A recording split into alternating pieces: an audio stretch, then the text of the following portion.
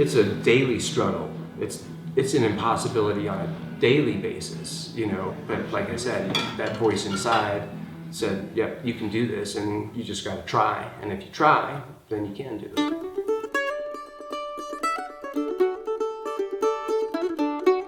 Part of the fun of it for me is I didn't grow up farming, and this is sort of an impossible dream for somebody like me who didn't have any skills towards it to begin with. This summer was typical in that in June I worked more than 500 hours. So in July it was more than 560 hours. And there are days that just don't end, where you bale hay until 2 or 3 in the morning, and then you get the baler off the tractor and put the rake on the tractor, and you start to rake the hay, and then when you're done raking you go to milking that morning. There's so much to do because you have this 3-month growing season where it's all has to be done, and so you are basically awake for most of July.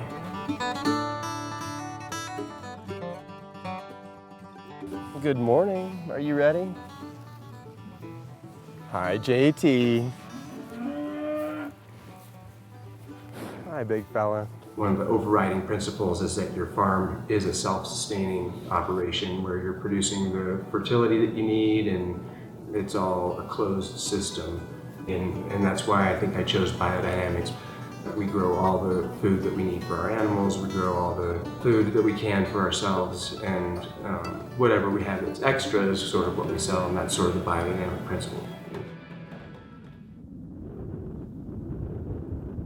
After 2 lactations, 97% of all dairy cows are dead by the age of 4 because they've been pushed so hard with corn to produce that at some point they just get sick, and either they're sent to the ring for McDonald's or they get so sick that they just die.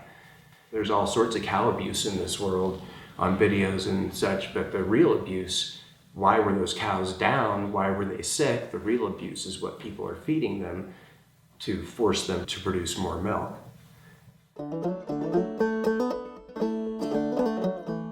Our cows here, sure, we sometimes have lost a cow or 2, but Glenda's coming up on 14 years old, and she's as alive every day as she was 10 years ago. And I can think of 3 cows that were born here that are all in the range of 11 years old, and then it just goes all the way down.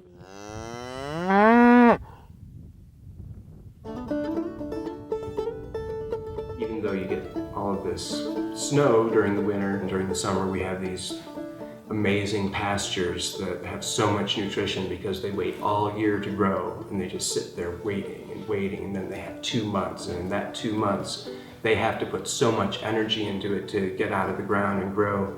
And because of that, the nutrition within those forbs and grasses is incredible. And what you really want isn't just milk, you want the nutrients, the components that are in the milk is what brings us our energy and our life.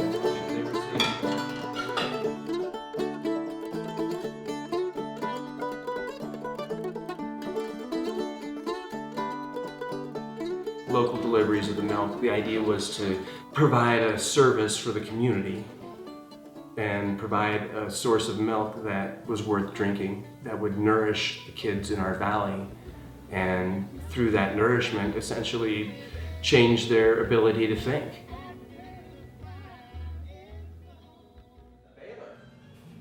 Why don't they hook the chain up to that? Right? It's great. He's amazing. You know, if you think about having kids, you want to have good, healthy, happy kids, and he's beyond that. So we're just blessed and lucky. When am I gonna have that spoon back? You can have this spoon. When can I have the other spoon? We'll have to dig it out. Really adds a fun aspect to everything because he's seeing everything for the first time. So you get to see it again for the first time. So it's awesome. I mean, it's a great place for a kid to grow up. He loves his cows and he loves his equipment. Yeah. So anything that has to do with any of that.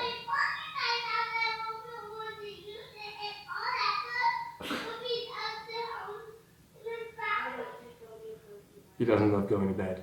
Right. You might miss something. Almost anybody, you know, can walk up to our cows and give them a pet, and they don't run away because because they haven't been hurt their whole life, stuck with needles, tagged, treated like worse than your dog. And it's sad that that can't happen everywhere. I mean, to me, this isn't things, I'm not doing crazy things here. This could be happening anywhere, but it would take, it takes a certain integrity where you're not just trying to take care of your bottom line, but where you're trying to do something positive and not be part of the problem. It's time to go see your calf. It's time to go see Twin 2. It's a more comprehensive look at things, but in my mind, it's the only way I could personally do it, because if I couldn't do it this way, then I wouldn't feel good enough about myself waking up every day. I wouldn't be able to look at myself in the mirror and say, yeah, this is something that's worth doing.